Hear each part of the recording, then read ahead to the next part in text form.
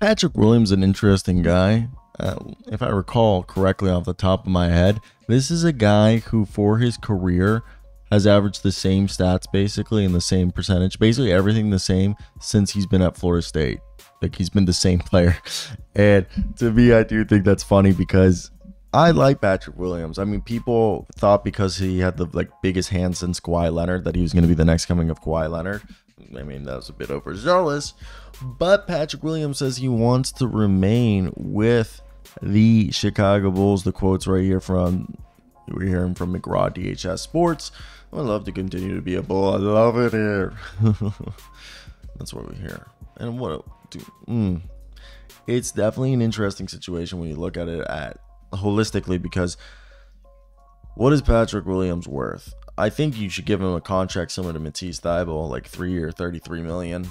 He hasn't proved it. I won't pay him more than Grant Williams.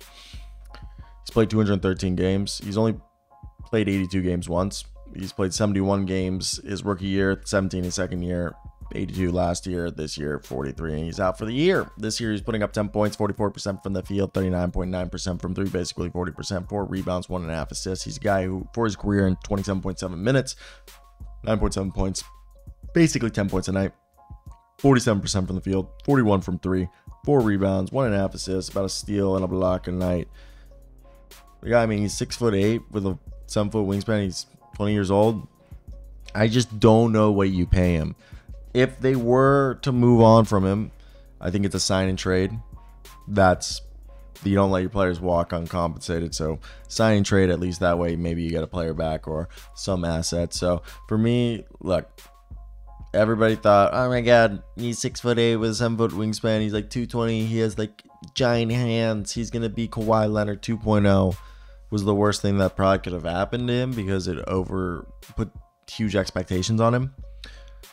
He's a long-armed, thick, very good defensive player. He can pickpocket people. He can protect the paint. He can guard basically 1 through 4. He's a very efficient shooter, albeit he's like a 4th or 5th option, probably closer to a 5th option than a 4th option. He can throw down dunks. He'll hit knockdown jumpers with his feet set. He's a very good 3-point shooter with his feet set. Is there room for growth? He's 22 years old, yes. But again, I think that Matisse Thybulle, $11 million a year range to Grant Williams range, 14, maybe PJ Washington, $16 million a year is what I'm giving him. And I still, again, a 3-year deal, maybe a 4. But that's just my thoughts right there. I want to hear your guys' if you guys agree with me, as I definitely think it's going to be interesting to see how it all plays out, because I'm a fan of Patrick Williams, and I think there's a lot of people who would want him on their team, and I think it's depending on how much he costs. He'll be in Chicago. I mean, Chicago's shown a tendency to pay their guys, so at this point I expect him to pay everybody, but that's